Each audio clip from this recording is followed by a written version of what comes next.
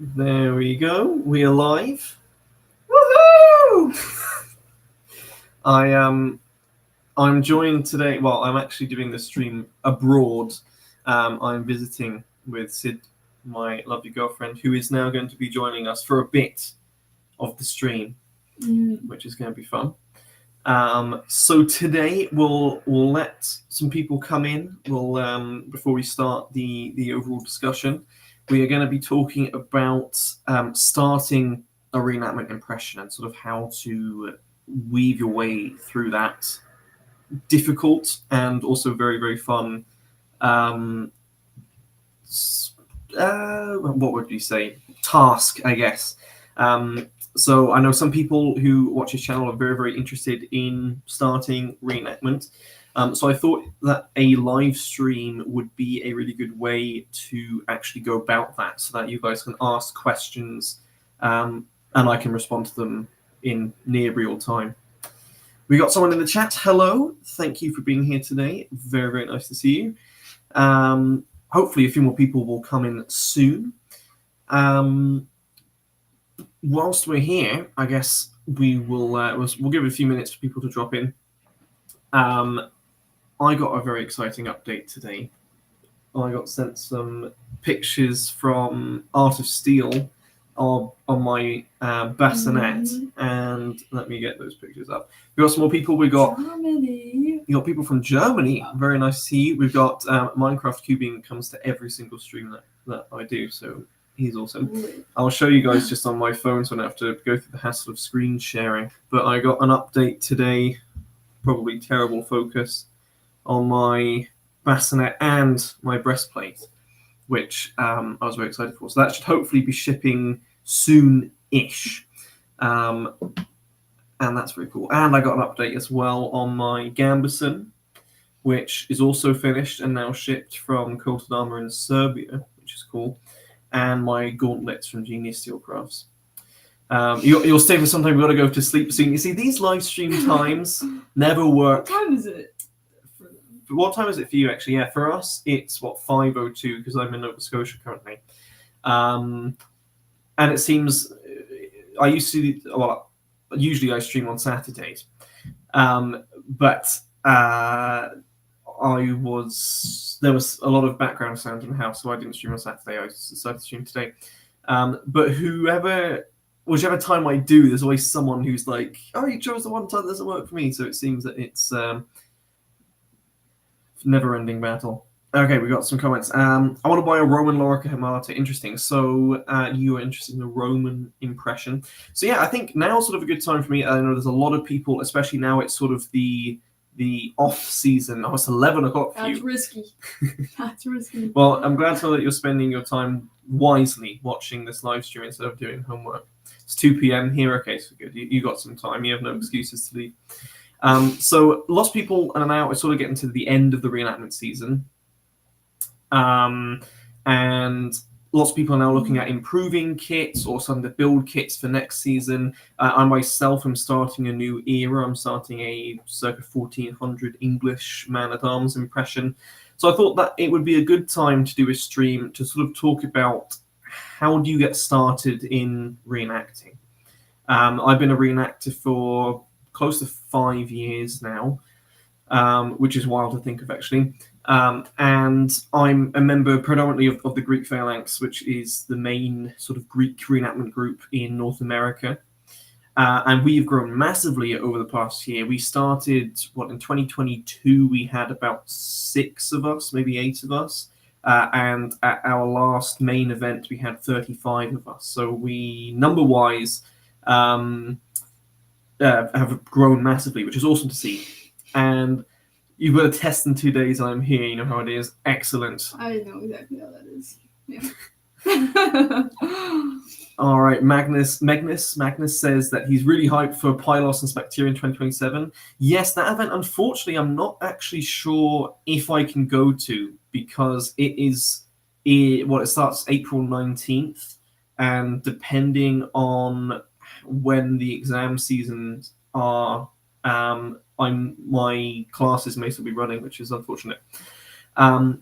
But anyway, so let's just sort of start with an overarching, what is reenacting, I guess? So, it goes by many names. Some people have different ideas of reenacting. They think of it being, like Civil War reenacting, or a lot of people think of that of just being battle mocks.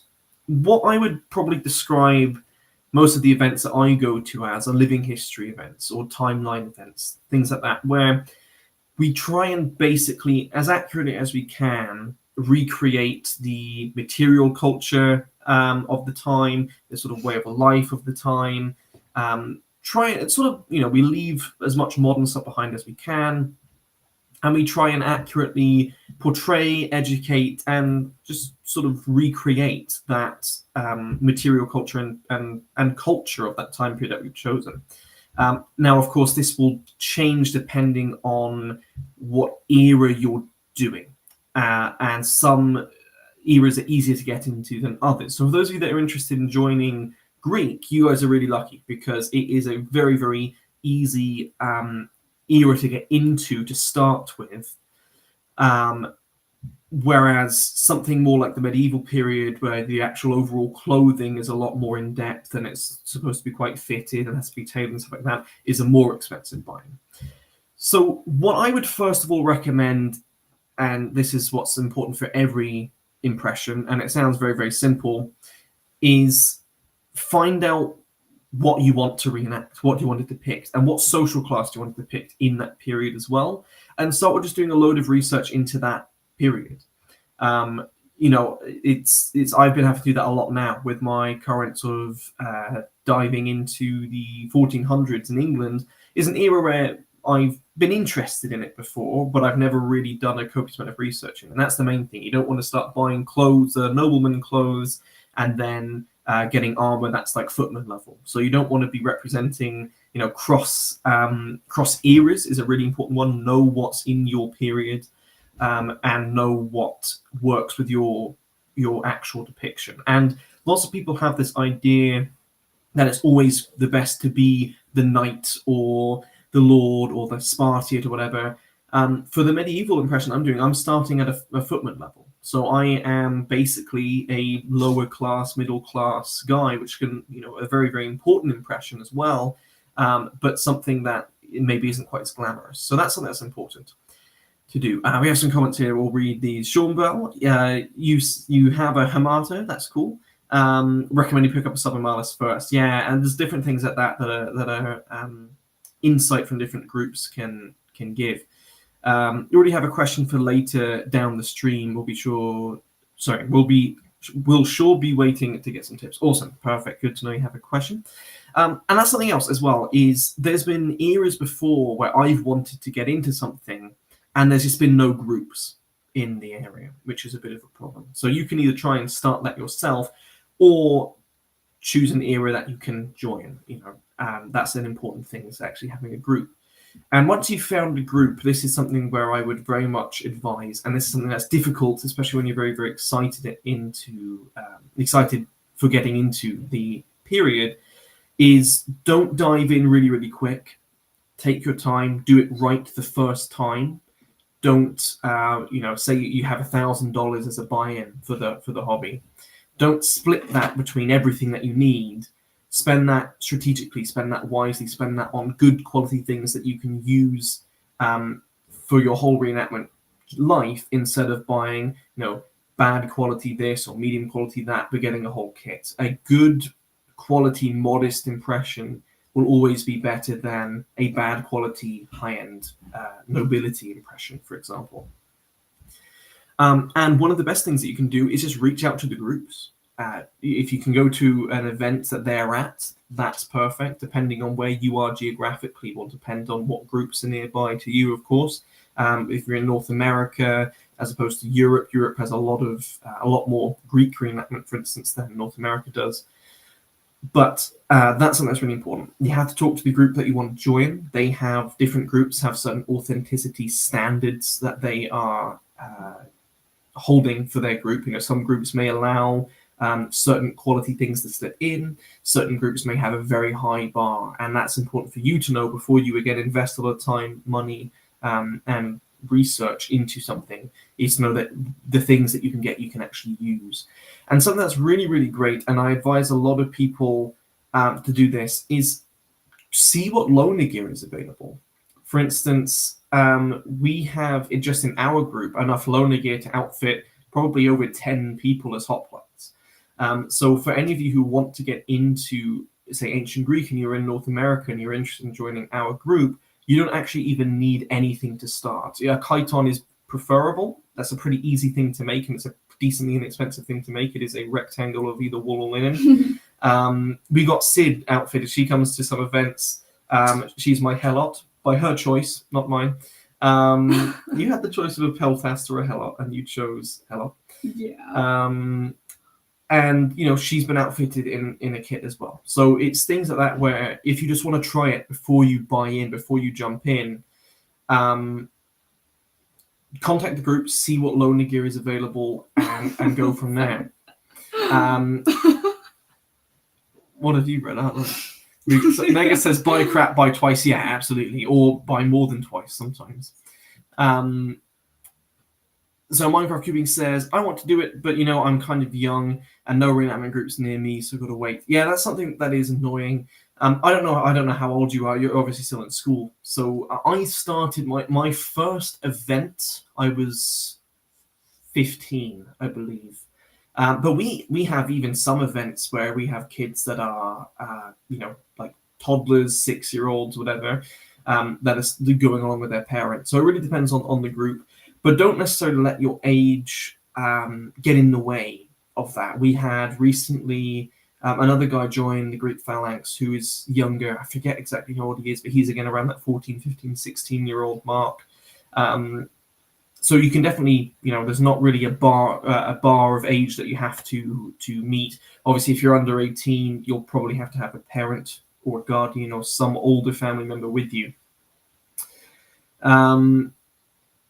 That is an excellent question. How to get an Aryan girlfriend. What is an Aryan? I'm not sure what Aryan is. That I'm afraid you're going to have to ask an Aryan expert. Sean Bell says, groups are so important. After I spoke with other members of the Phalanx, I met one of the local members just 35 minutes away from me. And has some sparring about stuff. Yeah, that's perfect. Yeah, absolutely. And that's something that's really great as well about, especially in North America, we're very few and far between. We're spread around a lot. Like, I'm in Ottawa, we got other guys in Toronto, we've got people in Florida, we've got people in Ohio, New York, Virginia. We were sort of spread everywhere. So there's usually, depending on where you are, there's usually someone close by who is involved in that group that you can get to. Or some groups even have like monthly meetings that you can either join virtually or in person. So that's something that's really important. And again, that's just something each group operates differently. Each group has a different structure. Each group has a different process. For instance, Greek Phalanx is pretty much open to anyone, right? There's no really vetting process. If you show up with some really bad quality armor that isn't authentic, we will ask you not to use it, and we will have the alternatives for you to use. But there's no interview process. It's not like a job or anything like that. Anyone who wants to come out can come out. You don't have to come back again if you decide you don't enjoy it. And that's just something that I think is really, really important. And something that I struggle with as well is I have a bit of an impulsive buyer, as Sid will note, and I often get scolded for with armor especially, is you don't have to dive into it straight away, right? And I know it's very, very difficult to sort of get your head around that of like, I really want to start this now. But just remember that all of these impressions take a lot of time. And if you do them right, for instance, the archaic hoplite impression that I've just done has been about 5 years in the making. And, some, like my cuirass took 3 years. So sometimes these pieces take a really, really long time, but the payoff is way higher because it's museum level quality replica armor. And that obviously builds in that impression. And budget is a really difficult thing. And of course, people have different budgets that they can spend, right? And that's something that I personally find hard is, of course, there's some people who really want to get into reenacting, but they don't have the $1,000 to spend. And that's when we have the authenticity standards of, well, we aim for this high, but some people can't get that. So there is a difficult sort of crossover there. But typically, what I'd recommend is almost every group has loaner gear. Get in contact with the group, see what you can use, and it might even be start out as a peltaster, start out as a squire, start out as a drummer boy or something that's a little bit different depending on whatever era you're doing. That you can meet the group, you can see what they're about, you can have your first reenactment experience, especially if you are really new to reenacting and never done it before. That's sort of what I'd recommend. I'd love to answer that question. Which question? Are fursuits the modern equivalent of medieval armor? 100%. Yeah, go for it. Show up. Show up to a medieval. Not a reenactor. Not a reenactor. Our fursuits, the modern equivalent of medieval armor. No. No, we're not furry conventions. Okay, we got a question here by Rickus. Sorry if I pronounced your name wrong. Are greaves an important piece of a Greek hoplite kit? I've got a muscle cuirass, Phrygian helmet, but debating on getting greaves. I would actually make the argument that greaves, from a historical standpoint, could be more important than a cuirass. But there's no try and true rule there at all. And greaves are quite a difficult piece of armor to get right because they really have to fit you properly. So we have plenty of depictions of guys with helmets and cuirasses and no greaves. So you're not unauthentic for not wearing greaves. So take it take that for what it's worth. If you like greaves, get greaves. I think greaves are really, really important. Through our combat tests, greaves are shown to be very, very important. But there are certainly hoplites that existed with a cuirass that didn't have greaves. So really up to you there. So that's sort of what I'd recommend if you're starting to get into it. Again, just to quickly summarize, get in contact with the group, find a group within your area, find out what your budget is. Take your time to develop this, because this is something that isn't a Halloween costume that you're throwing together. It was it's something that you're really trying to accurately recreate and portray the people of the past. These are people that really existed, and we want to faithfully and correctly project that as much as we can, right? That's sort of our main goal. And some people's goal isn't that, and that's absolutely fine, right? Reenacting isn't for everyone. If you want to just make something that looks cool, then maybe a LARP group would be better for you. But reenacting, we are at our sort of core wanting to be historically authentic and accurate to people who genuinely did live in the world. We have a question here. Let me scroll down the chat. Can I scroll down the chat? I think I can. Let me open it here. Do any groups in the USA, just curious at the moment, for which era? So our Greek Phalanx group is the only North American Greek reenactment group. If you're looking for medieval, Company of the Black Spear is a really good option, or a Labelle Company, depending on your era. The Company of Little Dunmow is more of Baron's War period. But if you're looking specifically for Greek, Michael, then yeah, our group, the Greek Phalanx, you can get, our website is thegreekphalanx.org. That is the only North American Greek reenactment group, and one of the largest growing Greek reenactment groups in the world, which is really awesome. So hopefully that answers your question there. So Rickus asked, also, do you own a Doric Xiphos? I was wondering if I could get a photo of it so I can get it recreated more accurately. I do have it's not specifically a Doric, but I do have the shorter style Xiphos. It's not a particularly amazing reproduction. It is the sort of reenactment standard, the Pika one. I now use a Coppice. But if you go on to the International Hoplite discussion group, you can see some really, really awesome Xiphe posted on there.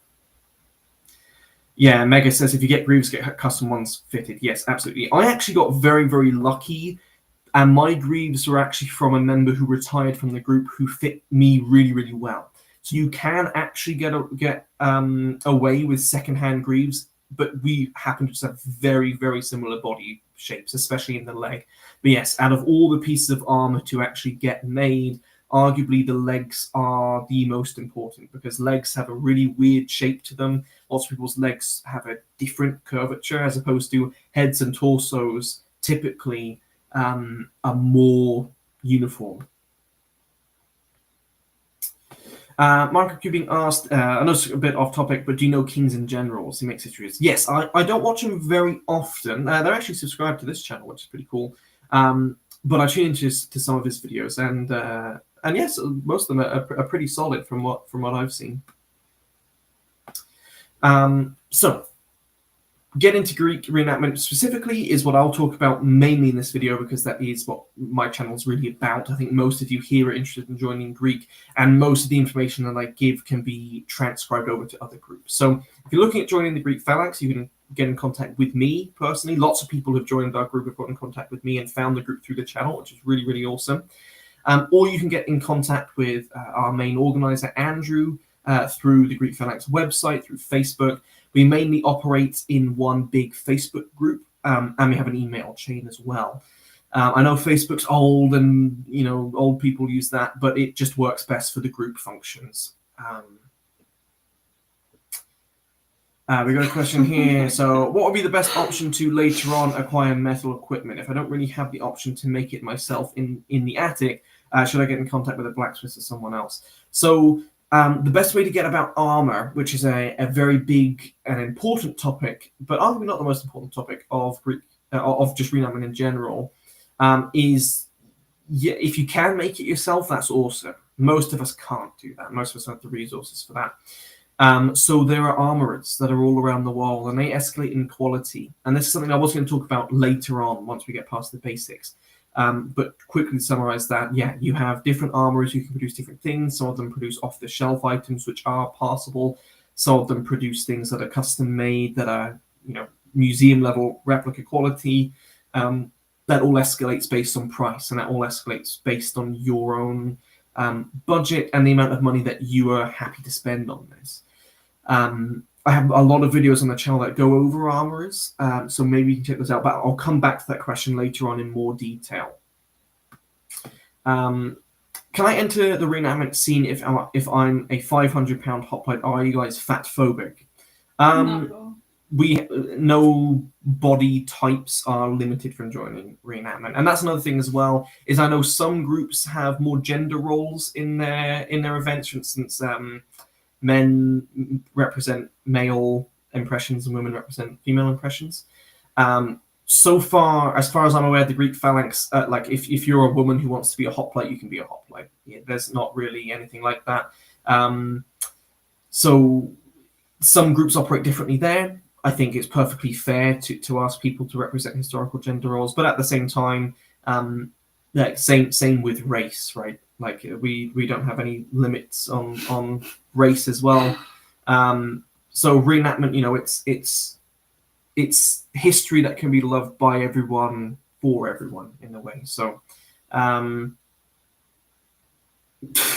Oh man, that's I just stubbed my toe. I'm in unfathomable pain. That is a tragedy, and that is worth taking a break out of the stream to honor. I'm very, very sorry for that. So there we go. So moving on. So the most important thing to start with, which is arguably the most boring thing to start with for reenacting, is your basic clothes, because you can have the nicest armor in the world, but we do not allow heroic nudity. So you do need to have some level of clothing. And if you're doing Greek, dead simple, very, very easy. That is a chiton. It's all you need. Don't even need shoes. In fact, more events I go to barefoot now than I do in sandals. So very, very simple. Very, very simple clothing standards. For Greek, for other areas, it's a little bit more complicated. And again, I'd advise you to get in contact with that group to see who their clothing advisors are, the people that they recommend. For us, that's all you need to get started, is a chiton. And again, we have a lot of loaning gear available if you don't want to do that. The next most important thing is probably, how are you going to stay at the event? Are you going to stay in a hotel, which is the stupid way to do it? That's what my friend Paul always does. He stays in a hotel, and that is lame. Sometimes it's clutch. Except for when there's a massive thunderstorm, he lets us stay in his guest bed. Then it's great. But otherwise, you're lame if you stay in a hotel. So tentage. Most of the time, groups have a certain amount of spare tentage. However, tents are limited. in more limited than armor and clothing and shields and spears typically. But they're also quite easy to make. Most of our tents are just sort of a very simple triangular canopy. Then it gets to the fun side, which is why probably most people get into reenacting, and that is the armor. And that is the most complicated and stressful and confusing aspect of reenacting. So before we get into that, let me just look at a few of these other questions people have put. So Adam, do you happen to have a good link for spear hafts? So I just use pine dowels from the hardware store, poplar dowels from the hardware store, and then I taper them by hand. So no one that I know of spells like spear shafts. They are literally just sort of wooden sticks. So you can get 8 foot, 6 foot dowels of inch thickness, 3/4 inch thickness at most local hardware stores. Pine, archaeologically, we have surviving pine shafts in Sorates, so we know pine was used. But otherwise, something like poplar. Don't use oak. Oak is far too heavy for a spear shaft. So something like pine is the most readily available and historically backed up. So that's what I'd recommend for that. We have a question: where can I purchase a chiton and sandals? A chiton, to be quite honest, it is the simplest garment in the world to make. It is a rectangle. That is literally all there is. I have no clothing experience at all. I have made a number of chitons. They're so simple. Make a chiton. Make a chiton. It's very, very simple. A cloth and a pin. Basically, you have a rectangle of fabric and you have 2 pins and you have a chiton. Or if you get real fancy, you stitch the shoulders shut. Local wool growers. Yeah, I have a video on the channel of how I made my archaic chiton. Then on the Greek Phalanx website, we have a tutorial on how to make the very classic Ionic baggy chiton. For sandals, again, you can make them yourself. They're not too difficult. Or the ones produced by Danielle Steelcrafts or Historical Recreation Art are sort of the go-to. I think you might be able to find them on Res Bellica or Celtic Web Merchant, or directly through DSC or HRA. So armor. Armor is a very, very complicated topic, and there are a lot of scammers and all sorts of horrible places to buy armor. The best way to get armor is directly through a craftsman or an actual trusted reseller.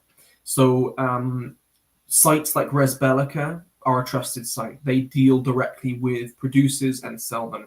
eBay is not a trusted site, so don't go on eBay or even Etsy. Etsy has loads of scams as well. At Amazon, 90% of the time, you are going to be ordering a helmet that is not real.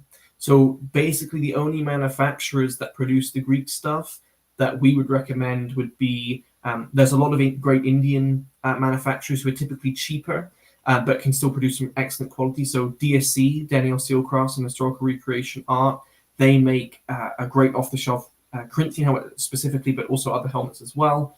You have Genius Steelcrafts, who are surprisingly cheap for the custom work that they do, and they can create awesome armor for you as well. Again, fully customized, so definitely check them out. Liber Steelcrafts is the most expensive and best quality Indian armorer, but they're also great to check out. Then you can level up that sort of, welded armor and stuff that still looks good, but maybe isn't the most accurate, isn't necessarily perfectly made, but is still very, very good. These are sort of our reenactment standards. Visually look very much like the originals, but aren't necessarily made accurately. Then it gets to the stage, and this is a big financial burden, is when you get to the stage of wanting to recreate armor to as accurate as you can. And that's when the sky's your limit, really, when it comes to armor. And craftsmen. You have Ferran Garreta in Spain, an excellent workshop that produces some really, really great armor, but you're looking over €1,000 per helmet as opposed to €300 per helmet. But the quality is there and the accuracy is there to warrant that if you want to delve into that level. Daniel Strando made my cuirass. Again, he is by far probably the best armor that I've ever worked with. And the amount of research and care and study that he did before he even produced my armor was just insane. You have Manning Imperial in Australia, who produces armor. has very, very good quality. But again, it's more expensive. You had people like Adam Mazier or Jeffrey Hildebrandt from Royal Oak Armories, and there's a few other armories as well. Again, I go into more detail in this in some of my dedicated videos, specifically on armorer recommendations, which I think I'm going to have to go, well, not have to, but I think I will make another video on that soon. Are you heading out to your meeting? Yeah. Okay. We've got Martin. Hello, Martin. Nice to see you. Hi, Morgan. He's the Heroes of Bronze guy. He makes Who? the TV show that I did the reaction to. No way! Yeah. Shout out Martin. Big fan over here. So that's sort of a problem, is armor. And again, I would consult the people in your group about the armor, okay? Or again, direct message me. I'm more than happy to help people. Instagram is the best place to message me. And if you don't follow me on Instagram, you should follow me on Instagram. Shameless plug. That is something that's really, really important, is armor is expensive, it's important, and it is really, really important that you get it right the first time, not the second or the third or the fourth, as unfortunately many people fall into the trap of buying the cheaper armor that isn't great. And again, that depends on what your goal is. And that is the most important thing with this reenactment stuff, is what is your goal? Because some of the stuff that I might have described, you might have realized that's not really what I thought it was. I thought it was just sort of fighting each other with padded sticks. That's definitely a side to it, and that's a lot of fun. But if that's maybe your main intent of doing it, then maybe checking out something like LARP would be better. And that's perfectly fine. Reenactment isn't there to shame people for not producing, perfectly historically accurate kits. It's just that's what we strive to achieve, right? We strive to achieve something that is as accurate as we can to the people of the past. And each group has different regulations for that. So definitely consult the group for what you're buying, recommendations of who they would recommend you buying from before you delve into this. Don't delve into it alone, is what I'm saying. If you're wanting to get into Greek, again, people message me all the time on Instagram or even in YouTube comments and asking me about things. And just definitely do that. Definitely do that. Check with people who have already established their impressions before, or who already know sort of the lay of the land, who to go to and what to ask for. And even dealing with armorers can be a bit of a hassle as well. It's not like ordering something from Amazon. You have to ask for a lot of reference pictures, ask for corrections, ask for updates all the time. It is a bit of its own... it's an acquired taste, and it takes a while to figure that out. So again, ask people that have experience with armorers and who they'd recommend before you delve into it head first. Bye, Sid. Yes, Sid unfortunately had to leave us because she has some silly meeting. Martin asks, have you thought about making your own linothorax? Yes, in fact, I've wanted to test a theory of linothorax that maybe I'll do a video on at some point. But it's just been one of those things I've done. It would be cool to make that. Anyways, let's look at this. So at some point I would like to do it, but I haven't put plans in place to actually execute it. So when it comes to getting armor, I mentioned this briefly in the start of the stream. Where do you start? Say you have about $1,000, which I think is decently fair for if you want to start a hobby. I'd recommend saving around $1,000 investment. You can get an aspis for that. You need an aspis if you want to do hot plate. Again, you can start off using loner shields from our group. Okay, so you don't necessarily need an aspis for the first event, but it's one of the most important pieces of armor to get is an aspis. We have a lot of loner SPDs, and as more of us make more shields and acquire more shields, then we continue to bring our old shields that people are more than welcome to use. Next up, I would say, is a helmet.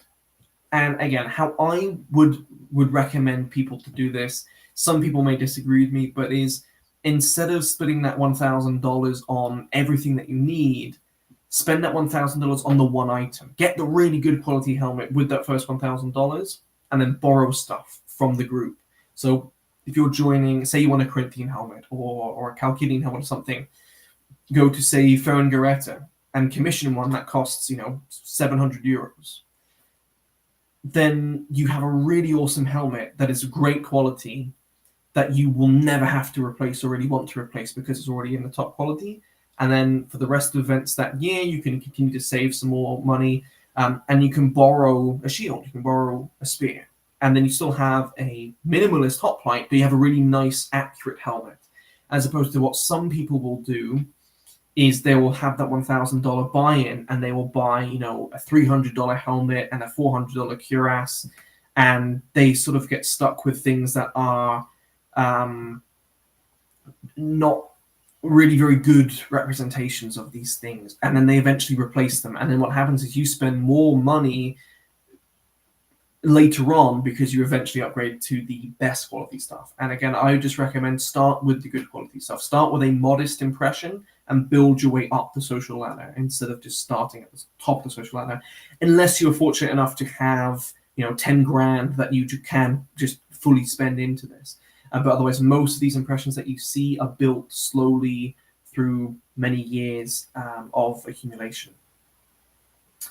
Tomix asks, are there any existing examples of whole or partial in the thorax? So, kind of.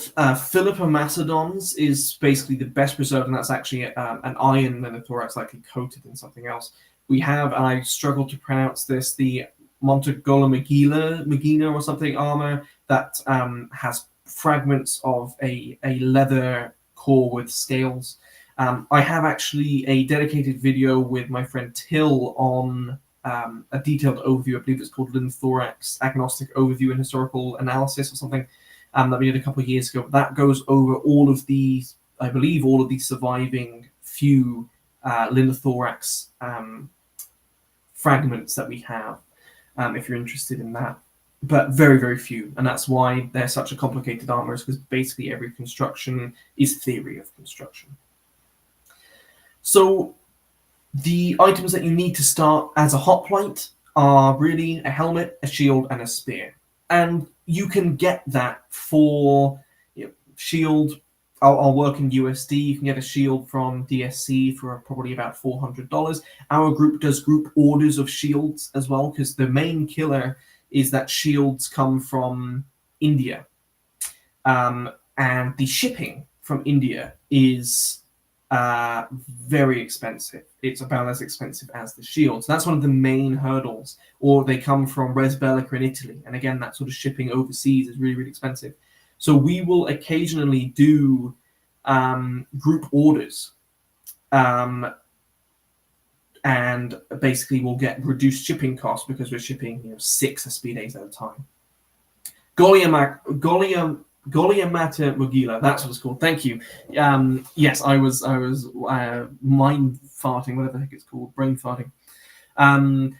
Would you say that before getting a spear, if I were to do a lightly armored Helene, should I take to javelins or javelineers or peltas instead? Purely up to you. Peltas are a great impression. In fact, I want our group to have more peltas. I think that'd be really, really awesome. But by no means do you have to start peltas and then become a hoplite. You could just start out as a more minimalist hoplite. But if you want to develop a really solid peltas kit, that's awesome. Peltas are a very vital and often sort of forgotten contributor to Greek armies. And honestly, just doing a peltas kit can be a lot of fun. We have some people that just do peltas. That's definitely something to look at. So Martin says, I'll probably just pack my helmet, sandals, and chiton and come to the next year's Greece event. Yeah, definitely very fair. If I'm able to make it to Pylos 2027, I'm going minimalist. I'm probably going to go Pylos helmet, maybe a cuirass, but probably not.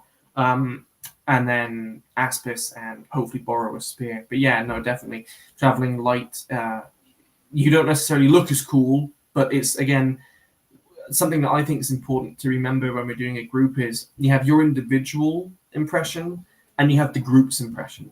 And it doesn't work if everyone's Sir Lancelot, right? It doesn't work if everyone is of top class. So for the group that I'm just joined now for my medieval era Black Spears, they have basically rough proportions of people. They need to have X amount of archers per X amount of men at arms per X amount of knights. So that type of thing is something, again, that will depend on your group. But no shame in starting and representing the working class of these cultures. You know, like for someone of my impression, nowhere near reflects my actual social status in the world, right? I'm not a multi-millionaire who has, like, I don't know how much that fully archaic panoply would cost in real life, but it would be probably in the millions. And there can be something that's really nice to represent those poorer class people who are more equivalent to your actual social status. And those are great. And those are great impressions to talk to the public about. You know, people often think of knights. Well, actually, knights weren't the dominant fighting force in the battlefield. You know, that type of thing. Paul's joined the chat. That's awesome. Nice to see Paul here. Yeah, Seloy even better than Peltast. Chiton cloak for a shield, some rocks to throw. Yeah, that's another thing. Paul and his son did sort of Seloy and Peltast for Platea this year, didn't you, for most of it? And you guys are having great fun slinging rocks around at things. So yeah, that's another thing. Like, and Greek is just so awesome to get started in for reenacting. And I didn't really appreciate that until, again, I started to dive into the medieval stuff. Is the bar of entry is so low. It's probably the lowest out of all reenactment groups and eras is Greek. So again, really, really easy to get started.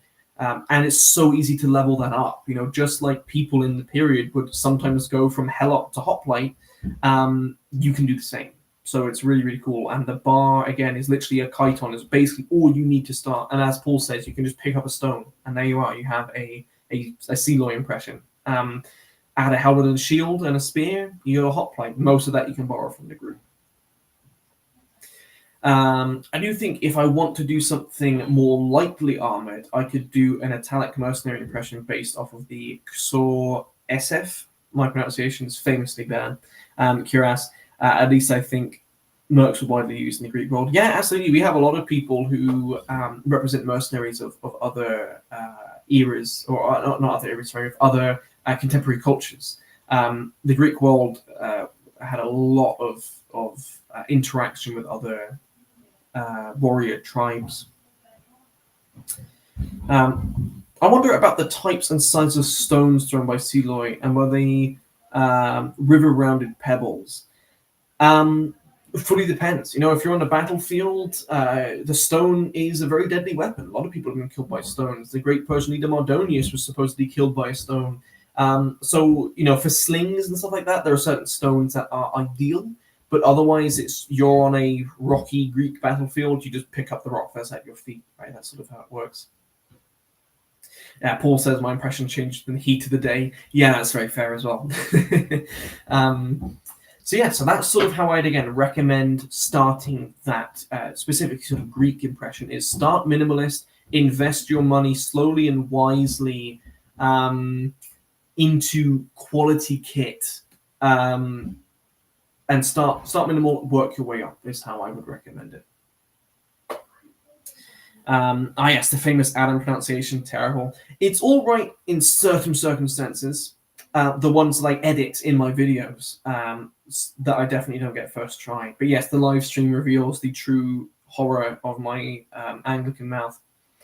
One of you, Revan, says, I have a throwing spear. Anything on how to make it?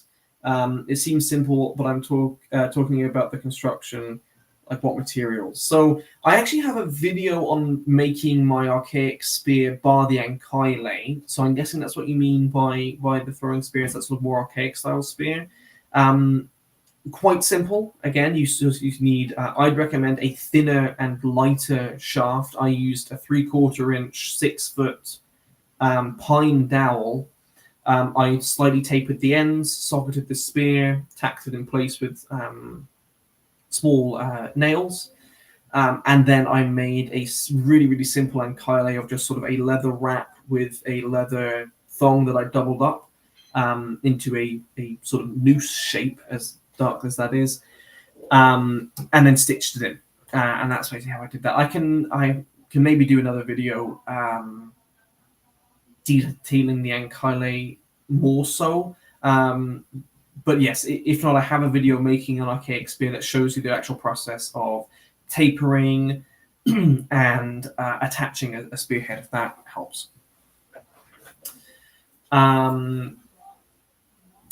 All right, so Sean says, personally, I wanted to do an impression using an Italo-Chalcidian and bronze thorax displayed in the Met Archive.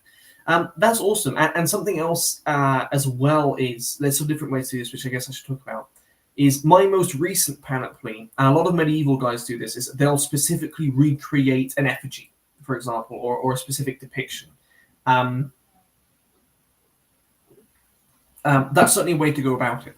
Right, for my recent archaic hoplite, I found a specific bronze figure that I liked, and I said I want to, as accurately as I can, recreate this specific chap. Right, I'm recreating him. But that's not the only way to go about this, right? You can also look at things that are contemporary, and you can say this helmet matches the same time as this cuirass. I don't have a specific depiction that I'm copying, but I know that this Chalcidian helmet and this muscle crest could have been worn together, for example. So you don't have to necessarily specifically recreate one specific depiction. You can also cross-reference that. But make sure, again, that the armor that you are crossing works. Don't depict a Pylos helmet with a bell cuirass. Depict, a Chalcidian helmet or an Illyrian helmet or a Corinthian helmet with a bell cuirass. Okay, let me go up the chat here.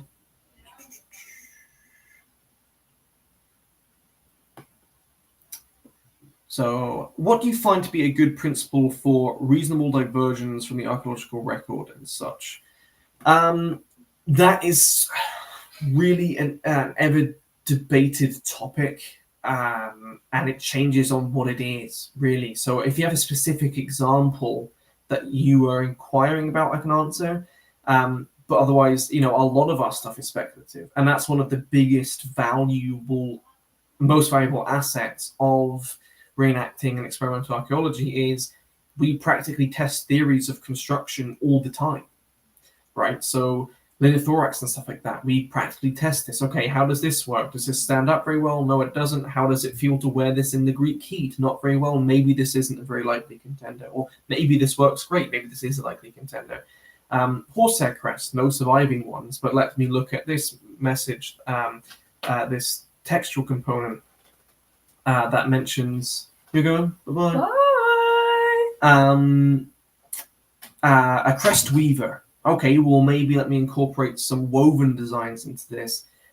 Stuff like that. So it really depends. It's a little bit of a game. There's not really a right or wrong. Typically, how I would say is as long as you can defend your choice for doing it, then it's usually pretty safe. But again, it sort of depends on the specifics of that question, if that makes sense. Okay, so as in, what are things which are plausible enough and are a borderline requirement that we don't have hard evidence for? So doesn't have to be specifically about Greece, medieval too. Minecraft cubing is going to bed. Okay, well, thanks for tuning in. Make sure that you continue to push schoolwork aside to watch these live streams. Yes, so that's an interesting one. So one of those things I suppose that you could say is tentage. We have no depictions at all of ancient Greek tentage. What did it look like? We don't know, but we need tents, right? And we have mentions of tents and stuff like that, but we don't know what they look like. Now, tents are relatively unchanged for most of human history. So we've just sort of made these very simple triangular tents. They could be completely wrong. They're probably not. They're probably quite a good representation of what an ancient Greek tent would have looked like, a simple linen, triangular color. But that's something where we're missing period evidence for, that we have to sort of go out on a whim and try and pick something that is plausible and realistic. Something else might be certain cooking utensils or like plates and stuff like that. A simple wooden plate turned on a lathe, things like that. But again, it just sort of depends on overall what it is. Talking of chitons and sandals, would a sun hat be good to have on your on hand as well? Is it easy to make yourself? Yes, definitely. Especially if you're doing events in Greece, you will definitely want some form of hat, like a patassos. These things, we probably see some straw ones. Otherwise, felt is a pretty safe construction. Mine is felted. Most of our groups are felted. There used to be a great guy called Damastini Crafts who made them. He unfortunately seems to have just vanished. He doesn't really do that anymore, unfortunately. So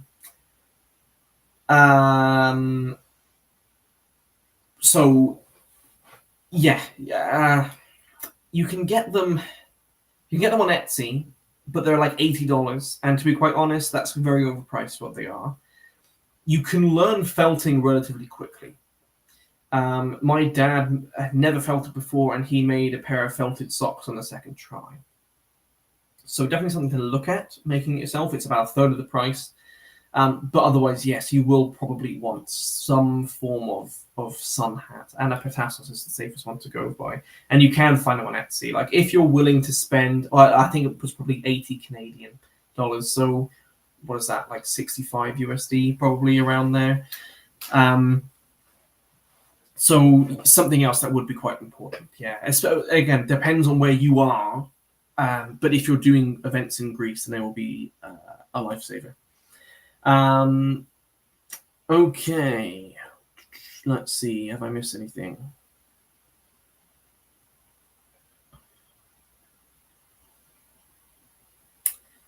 Oh, you're not leaving, you're just saying goodbye to Sid. Yes, it is a name, yeah.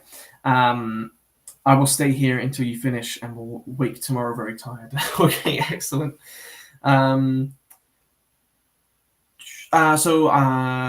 Tomek says, I recall reading in the novel The Hot Gates of a Spartiate packing a medical kit with needles and gut, etc. Are those historical accounts of non-combat kit carried by hoplites? That's interesting. Medical kits. I mean, I'm sure they would have taken basic medical supplies, but I can't think of an actual account describing one. But it doesn't mean it doesn't exist. I just don't think I've ever read one before. So Omega says, maybe it might be important to mention that interpretations for living history purposes does not mean I see no reason why they shouldn't have it. Of course, yes, absolutely. Of course, not implying that you advocate for this. Yes, I should have clarified for that. Yeah, that's often, of course, there is that saying, absence of evidence is not evidence for absence. That is a term that I would use very sparingly. For instance, there's no evidence saying that the hoplites didn't use the AK-47. Absence of evidence is an evidence for absence, except we can logically break down that they didn't use an AK. So yeah, that's an extreme example. But yeah, sometimes, like, you should always have, if possible, a depiction or something that's made you logically come to a conclusion, as opposed to, like, I want this on my armor, but I can't find any evidence that shows this, but I'm sure someone did it. That's a philosophy that I typically advise against. We had a guy on IHOP recently, the International Hoplite Group, who I was helping sort of. He was working with Ferengoretta to produce a Corinthian helmet, and he had an embossed line on one cheek and not on the other.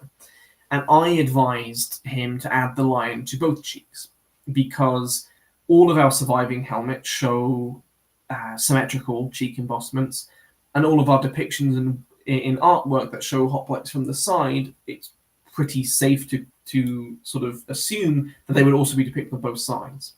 So that's a situation there where I would say, personally, go with what we know was done, as opposed to what maybe someone did because they're a little bit abstract. That's a situation where I would recommend sticking purely with what seems the norm, as opposed to maybe this was done. Some people have a different philosophy, but for me, I think you should always try and capture that period aesthetic, and it seems that symmetry in this case is a period aesthetic. And that's something that's really important when we do this recreational stuff as well, is aesthetics change. The colors that we like today are very different to the colors that people of 500 BC might think of. You look at the world now, we're so monochrome. You know, you have people look at Sydney's room. It's all white. You know, it's very modern in that sense. We see modern buildings are often concrete, or they're very white and black. Cars are predominantly white and black. People predominantly wear white and black clothing. We have a very different image of what looks good today that people in different historical cultures and time periods might not have had. So that's something that's really, really important to consider when we're recreating a historical impression, is separating our likes and trying to look at it from the eyes of someone who lived in that time, and they're saying, I would like this, right? And obviously we want our impressions to look cool and to look how we like them to look. But in some cases, I think it's very, very valuable and important to sacrifice our own likes for historical styles. Something to touch on. Architect Vod, again with my amazing pronunciation, says, good evening, nice to have you here. We've got a question here. So the tent question is also a thing in my Viking Age reenactment group. Are Saxon/Frankish Gettled tents okay in depicting the Norse? Or do we all need to use the Osberg and, I'm not even going to try and say Gokstad? Anyways, A-frame tents. Yeah, and I'm sure other eras have a similar thing. For instance, in the medieval period, almost all of our tent depictions seem to show pavilions. We have very, very few depictions of actual, one-person tents, but we have a few. So we can sort of logically try and dictate that more of those would have existed than are depicted. Leonidas with an AK. A little bit amusing that I picked that specific example. Yes.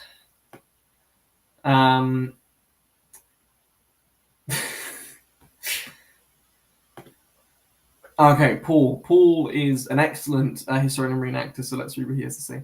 So you can go too far and gatekeep things that are probable, though we do not have surviving examples. Some have even suggested that sometimes as obvious as painted blazing shields is wrong. Yes, Paul is my therapy dog when it comes to awful comments online. I will send him screenshots and just flip out on them. And I recently, in my video on painted armor, had a clash with a guy who was extremely passive-aggressive, degrading, and just extremely rude, who was one of these sort of stuck-up experts, right, who hates reenactors for some reason. And he was arguing me that basically my interpretation of art is wrong, his source, his interpretation of art, and that, yeah, even painted shield blazons didn't exist. Well, that's just insane, right? Anyway, so yeah, Paul's right. Like, you could, there's not really a tried and true guideline that you follow. Lots of it is acquired by your own experience in this area of research, right? Like there are certain things where, again, I'm more pro. Yeah, I think it's likely that this would have happened, as opposed to, I don't think you should have a lion embossed on one cheek piece. You know, there are certain areas where I will lean left or right depending on that situation. Is there evidence for individuals or polities?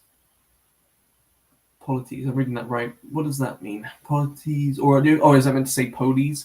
Adopting elements of weapons and armor from neighboring cultures. So could you have an impression with a hoplite carrying a Celtic or Etruscan sword? Again, I wouldn't necessarily advise that. I think it would be atypical, and I think it would depend on the geographical area of your impression and the polis that your guy is from. You know, when you're sort of in Magna Graecia, when you're sort of the Italic tribes, you seem to be able to get away with a lot more than a mainland Greek impression, for example. But yeah, there are certain things like we have some guys in our group who use the sort of Iberian coppice or the falcata, as it's sort of modernly coined, in a mainland Greek impression. In the period, that thing would have probably been called a coppice by the Greeks, right? You know, we have the Etruscan coppice, the mainland Greek coppice, and we today say the Iberian falcata. That, I believe, is a 16th century term, so it probably would have just been called the Iberian coppice, right, by the actual Greeks. So things like that are maybe a little bit more lenient. But again, if you can choose the style that appears to be more common in your area, that's better. We're lucky in the sense that in the Greek context, there's very few areas where armor is separated for, say, this is Spartan, this is Athenian. Pretty much all of it is cross-used within that geographical area. I hate that isn't evidence of absence. Same argument that cryptozoology enjoyers pull to justify the plausibilities of the existence of Nessie and Bigfoot. Yeah, it's interesting. And again, it depends on how it's done and the circumstances of how it's done. And mainly the extreme of that, like the idea of, we don't have any depictions of a tent, but this is a pretty much historically tried and true tent design that seems to be used pretty much by every single culture of all time, as opposed to, I really want to do this on my panoply. I have no evidence or reasoning to think this was done, but I'm sure one person did it. I don't think that's a great grounds of a reconstruction. And again, I think that we have to hone in on why are we doing a reconstruction? And I think that's looking at ancient interpretations, the ancients' view of the world is different to ours, and we have to respect that on some things that we might think this would look really, really cool, but maybe it wouldn't have looked cool to someone who lived 2,500 years ago.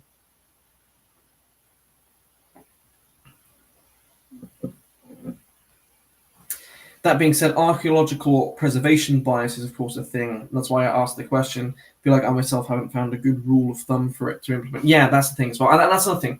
If you purely go on archaeology, again, like the guy that Paul gave the example of, shields weren't painted. Almost certainly not true, right? And that is another thing, is if you're purely... Look at my recent finished archaic impression. That is based on a brain who wears a cuirass that we have no surviving examples of. The evidence suggests that style of cuirass existed, right? We have plenty of depictions of transitional style cuirasses. All the other armor on the figure seems to be depicted accurately. But if you're purely going on what archaeology shows, then the transitional cuirass doesn't exist, right? It's purely an artistic rendering, which I don't think is correct. So there is a fine line. And again, it changes so much on the certain case that it is, right? On the situation, and how you justify it, and there are certain cases where I may justify something that, for instance, that expert doesn't even think I should paint shield blazon. Those are completely different philosophies. But again, you can't be so picky in saying you are completely wrong because no surviving SPLAs have paint, as opposed to me saying, yeah, but we have 3D sculpture that shows 2D aspis blazons. We have aspides depicted from the side that clearly show flat blazons. We have textual accounts that mention people painting clubs on their shields that could also mean carved, but in the instance of this certain battle, he's saying just before they march up the hill to fight the Thebans, they're quickly painting clubs to blend in. Are you seriously suggesting to me that they smoothed off their previously carved aspis facing, carved out some bronze, tacked it on, carved a club? No, that's not realistic, right? So there is certain cases of that, and again, it will depend for me depending on the certain circumstance that you're reconstructing. In most of the cases, there are very clear differences between the Iberian Falcata and the Greek Coppice. Yes and no. Like, there is a lot of overlap, a lot of overlap. And again, a Falcata is a later term. It's a 16th century term that we projected onto that Iberian Coppice, essentially. So we sort of have this idea of a Coppice and a Falcata having two blueprints, but those blueprints are not universal at all. Like, you would see some copy days that would almost be identical and interchangeable with some Falcata or vice versa. Right? We typically say that the Falcata has a more extreme downward curve, but then you still find some copy days that have a really extreme downward curve, or the Falcata has the hooked handle with the animal head. Well, here's actually one exception to the rule of the Greek Coppice that has an animal head curved handle. So again, there is actually a lot of overlap in those styles. And here's another thing that we struggle with massively as modern people, is we love to overcategorize things. I love it when we look at the medieval world, and today we have different words for poleaxe, polehammer, halberd, Bector Corbin, as opposed to basically the go-to medieval word is just poleaxe, right? It doesn't change depending on what head it has. It's just a poleaxe. And same with us, like all of our helmet classifications, all of our weapon classifications are basically modern. And lots of that categorization doesn't really exist in the ancient world. Seems to be a modern anomaly that we have such an obsession with categorization of things. My late period Viking helmet is based upon partly one of the Norwegian-made chess pieces from Isle of Lewis. Oh, that's cool. And a depiction of a Sigurd Farnesbane. Fafnibane. Oh my gosh. Again, it's going to become a channel meme at this rate, how I can't pronounce any non-English words. That's found in the Staven Church. That's a great example of... And the Viking Age is interesting, because I also sort of built a Viking Age impression. Never reenacted with it, but there's a lot of debate within the Viking world of recreational history regarding helmets entirely. Like, I've had people telling me that Vikings never wore helmets, and I just think that's sort of nonsense. We have the Hjelmbu helmets. We know that contemporary cultures that they interacted with had helmets. Not the Scandinavians in the earlier Vendel period had helmets. And we know that loads of armor was reused and recycled in that period. We know, I believe, Henry VIII even recycled loads of stuff in the Tower of London, right, from earlier periods. Viking mail may well have been repurposed and used by later medieval peoples. And the Viking Age is a really interesting one, because it is such an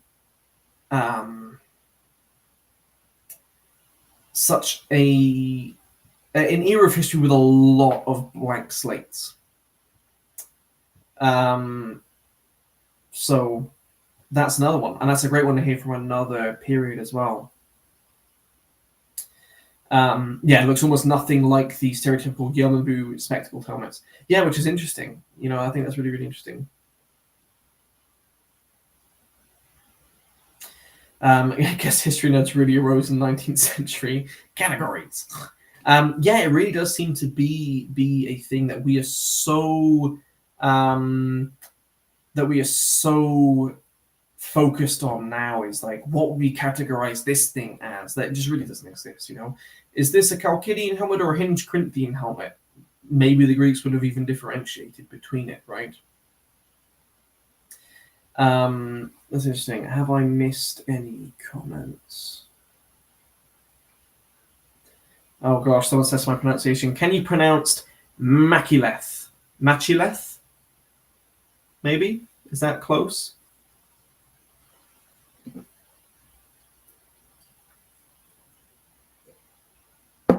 So, does anyone have any specific questions regarding reenacting, getting started reenacting, the Greek phalanx specifically? Anything that I haven't covered that you have a specific question about in this sort of reenactment discussion?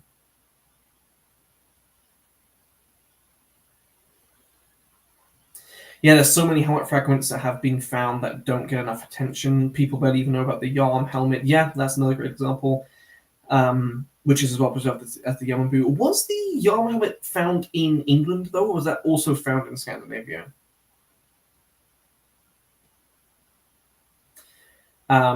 Good for generating content, I guess, all the category debates. Yeah, well, another thing as well is with sort of more modern categorization and digitization as well. Of course, having concrete descriptions of things is helpful for our current way of life. That's one of the reasons why I think we have such an obsession for it. Whereas people who lived in a different world, but with a different makeup, they might not have seen the need for classification as much. But yeah, going back to the Viking helmet debate, I never really understood it. Yeah, we have very few finds of Viking helmets. We have very few finds of Roman helmets. Think how many Roman soldiers existed, and how many helmet finds we have. You would expect us to have thousands of Roman helmets. We have, I don't know how many, 50? Maybe a few more. But But by purely going archaeology, then you would say that most Roman legionaries didn't have helmets. Well, I think it's pretty safe to assume that helmets were the sort of go-to main armament. We know that they were producing helmets in an earlier period. We have archaeological finds of helmets dated that period in Scandinavia. I think it's more safe to assume that lots of these cheaper helmets weren't preserved. They're iron, they rust. Scandinavia is sort of similar to Canada in the sense that it has a very, ever-changing weather system. You see a lot of rain, you see a lot of snow, you see sun. Great for oxidization and rust, things like that. Was looting of panoplies a thing for gain, a thing or something for religious deposits? So I think basically was looting of panoplies a thing. So we see religious dedications at temples for winning a battle, typically, and that's actually where we get a lot of our surviving helmets from. Were dedicated to religious sites, so we do see that. We also seem to see a stage in hoplite warfare where looting armors was very common. In fact, often peltasts would be the first to loot the armor. But there seems to be a time sort of around the turn of the classical period where looting armor becomes less socially acceptable. And it seems to pretty much stop, which is interesting. Let's see.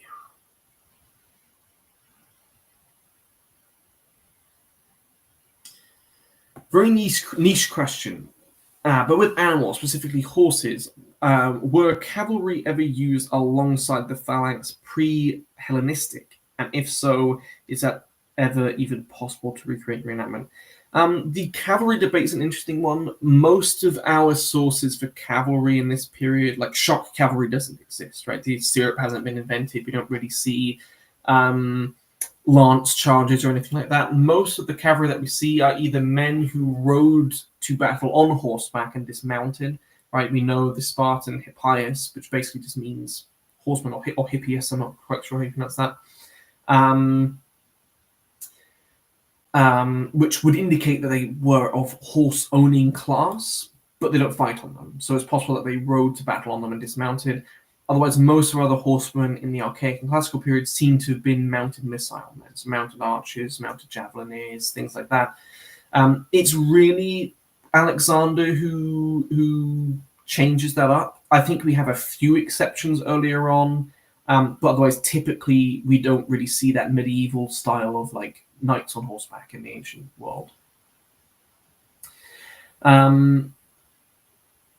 No mail either, I think, before the 13th century. We have the Yumbu mail shirt, which was found in the same burial mound as the Yumbu helmet. So we do have quite a well-preserved mail shirt of the Viking Age as well.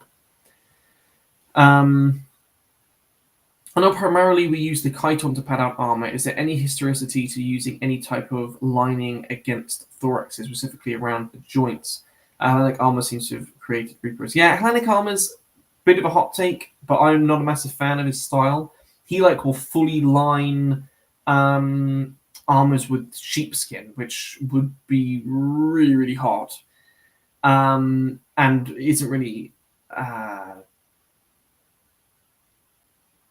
really attested, I don't believe, in many depictions. But we have plenty of evidence of armors being lined. I personally have never lined the thorax because I've never needed it, but I have rimmed greaves, I have rimmed arm armor, I've fully lined arm armor. So it really depends. But yeah, if you want to line a cuirass with leather or something, go ahead. We have plenty of evidence of lined armors for the period.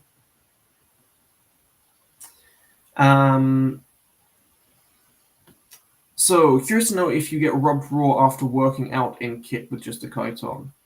I mean, people work out in the nude, so I wouldn't think so. But I haven't done a proper workout in a chiton before. Oh yeah, there's only one example of Roman scutum preserved. Is there really just one? I know there's one really, really famous one. But yeah, that's another example. Yeah. The Bear Tapestry depicts looting. Let me see. Sorry, I know there's already a stream delay, and I know I'm a little bit far up on the chat.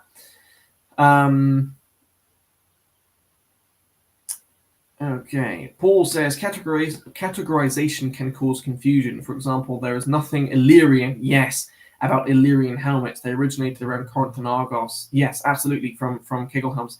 Yeah, that's one of the biggest things. In my video on the Illyrian helmet, I have loads of, I mean, you know the freaking debate of it's not Greek culture, it's Illyrian culture. I just try and stay clear. But yeah, there's loads of people that basically are upset at me because I say this in ancient Greek helmet. I'm like, it's not an Illyrian helmet.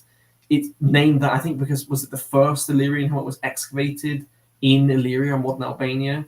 But yeah, as Paul says, they seem to have been of Peloponnesian origin. Sorry, not a question. Wanted to say thank you. Your videos on the Corinthian helmet have been great to study for my uni work. Now to study the rusting of brass. Thank you so much. I really, really appreciate that. Yeah, I'm glad to see that the recent sort of panoply in-depth looks have done really well. I've been really, really well received because I really enjoy doing those videos. So the old sort of knight errant style videos, I guess.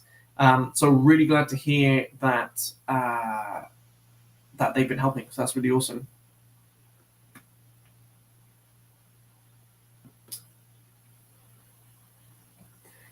If the armor fits well, you don't need fur. Yeah, basically, like lots of it depends on fit. Like a really, really well fitted armor. Like my armor has basically no padding, and I know some people that have to pad their armor a lot, and a lot of it is how the armor fits. And like you would have probably seen that in the period as well. Did Greek cuirasses incorporate scales? Yeah, well, we have a lot of depictions of tube and yoke styles with scales, yeah, and surviving examples of that as well. It's been great fun to look in depth at the helmet and its design. That's awesome. Yeah, those videos I really, really like doing because not much information is out there on sort of a visual presentation on evolutions of armors and how it works and stuff like that. So I'm really glad that those videos have been doing well and been well received because I really, really like doing those ones. And I need to go through. I have a lot of armor left to do as well. Aha, we have a very special person in the chat. We have an armorer who produces some really stuff. I think you're in Spain. So you've asked, what do you think the padding on a greave would be like? A separate piece of fabric or attached to the armor? For me, my greaves are really minimally padded. And we definitely have depictions of greaves that are not lined as well. So my greaves aren't lined in leather. The rim is covered in leather. That's all I've found I need. Some people have found that lining the whole greave helps. That's perfectly fine. We have plenty of evidence for that as well. Other people have to pad greaves. Personally, it seems to be a very common trend with most Hellenic armors is they're very minimally padded, if at all. That's just the style of the day, right? So they're very, very close fitting, quite thin and quite light. It's different to medieval style armors that are also on a different battlefield. That's the main thing. Armors are fundamentally designed to be used on the battlefield that they are fought on, as opposed to the other way around. So for me, a simple leather lining or just a leather rimming, either glued or stitched in, is probably the safest with minimal padding. Some people have found that to pad out like certain parts of the greave, sort of squeeze the leg or whatever, then yeah, a little bit of padding, but otherwise nothing extreme. I would just sort of try and, if you can get away with it, just leather. Yeah, thin leather.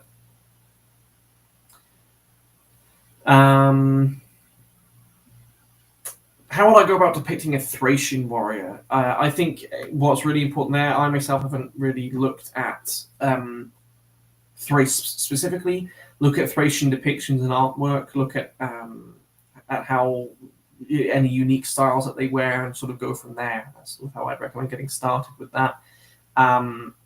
Base it on depictions of that specific region.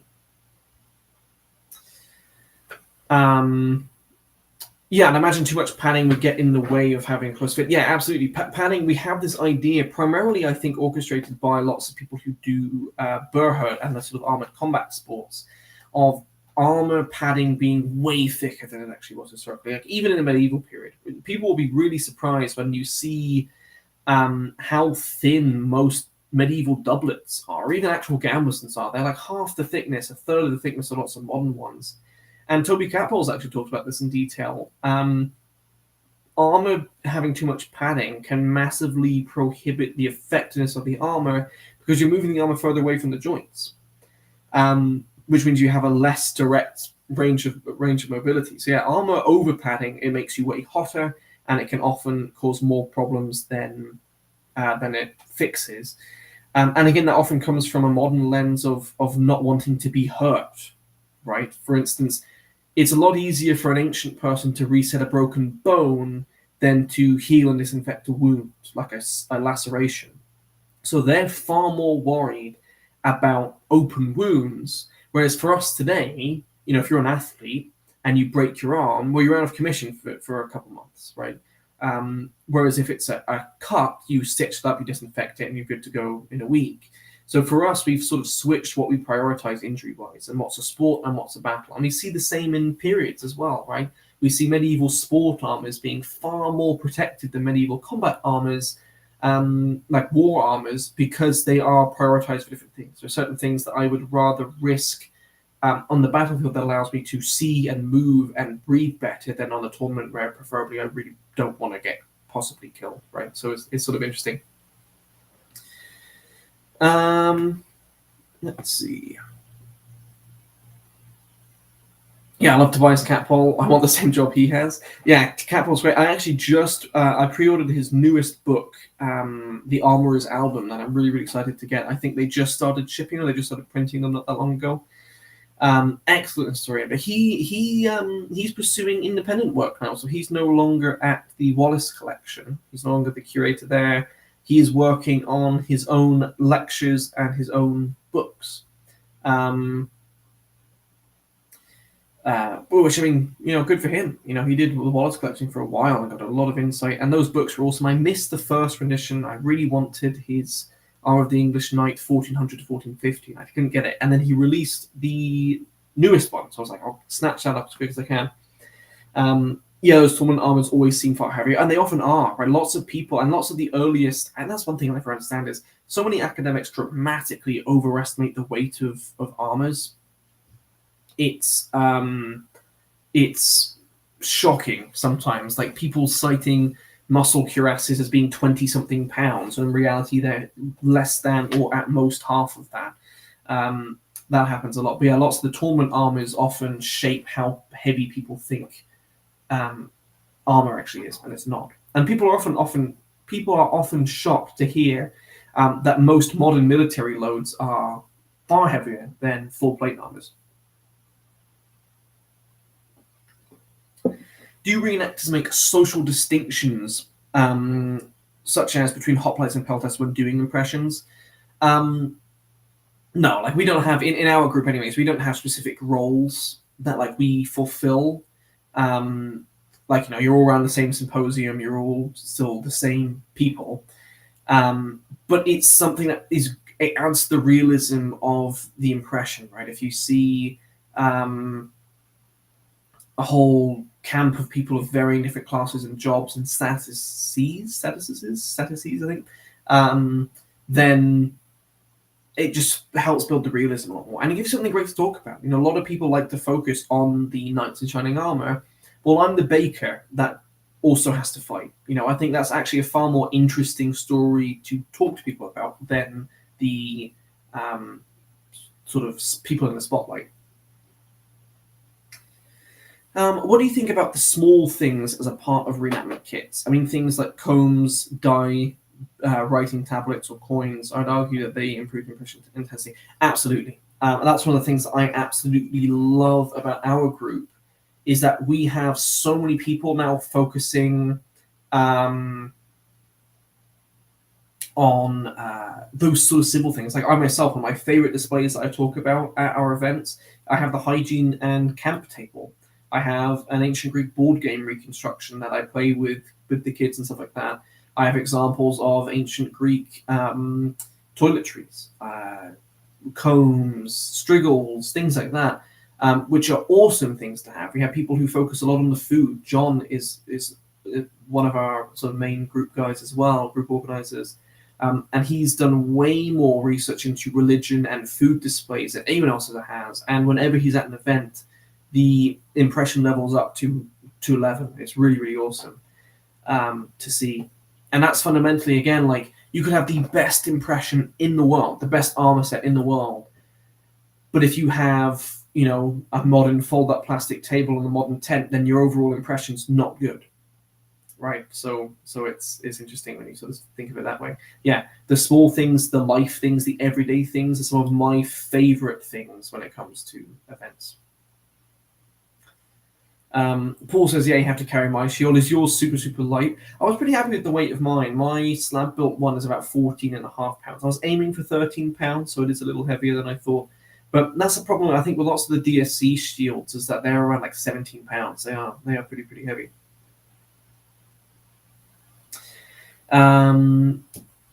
Laconic says, what would you say takes place in the course of a day at a reenactment event? I'm sure it varies from event to event and location. Yeah, no event's really the same.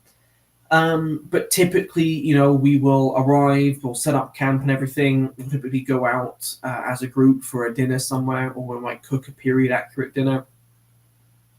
And then we'll all go to bed in kit typically. We'll get up, we'll have some form of breakfast that John usually produces. And then we'll do some form of activity. And again, it purely depends on the event. Like an event like MTA, where it's a massive public-facing event, is really, really different to our Fort Loudon event. That's more of just a living history event. So like MTA, you're from 8:30 till 5 in armor, talking to people all day, doing displays and stuff like that.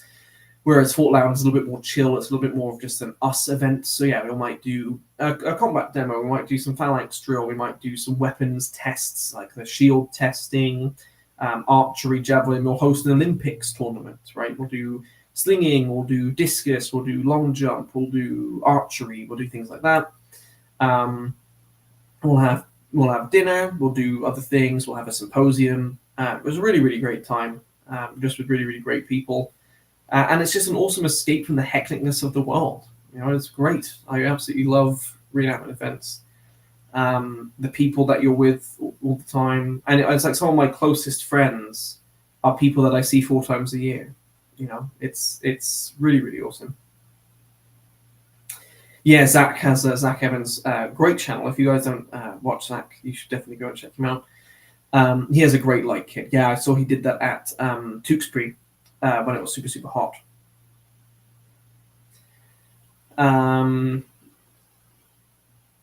Yeah, Paul says, we usually do some experiments when I'm there in group combat. Yeah, definitely. Paul he always uses us as little guinea pigs, the sick bastard. Yeah, no, Paul's experiments are great. He's used us for a lot of stuff, and that's really awesome. Yeah, like our events are really, really varied, but they're all a lot of fun. And again, some of it depends on the scale. Like an event where we have 35 people or 4 people, like Days and Nights this year, we had 4 of us, but it was still an awesome event. It was a great event that we had. But that was a little bit more chill than our sort of full maximum effort MTA. That's like a judged event, things like that. Events change, the itinerary changes, but typically, yes, goes along to the lines of that. Not everyone has to participate in everything, of course. Some people like to go off for parts of the day and do other stuff. But yeah, otherwise it's typically sort of that main thing. So does anyone else have any questions sort of specifically on the reenactment, getting started? Just any questions about what we do, anything like that you'd like to ask? Look, I mean, the stream's been on for about an hour and a half. So if people have questions, I'd be happy to keep this going for another half an hour. But otherwise, if people are happy with that and that's helped, I'd be happy to end it here as well. We have a question here, or maybe not a question. I see. I'm also a member in a Roman reenactment group besides the Viking stuff. How would a Greek auxiliary be equipped? More like Greeks were before the Roman conquest, or more like a standard legionary? In the Roman period, that's a good question. I'm not sure, to be honest. I haven't really looked at Roman age Greece. My main focus is late archaic warfare and early classical. So maybe 300 years or so before. But otherwise, I'm not sure. I would look at any depictions that we have of that period that you're after. go from there. Will the stream be archived to stay on the channel to watch later? Just to take notes on names I didn't get. Yeah, no, absolutely. All of my streams remain on the channel. You just have to click on the live tab on the channel home. But yeah, all of the live streams will stay up there. And I've been thinking about making an actual video of this as well. Sean asks, do we have a good reference for food preparation? Any books or online guides?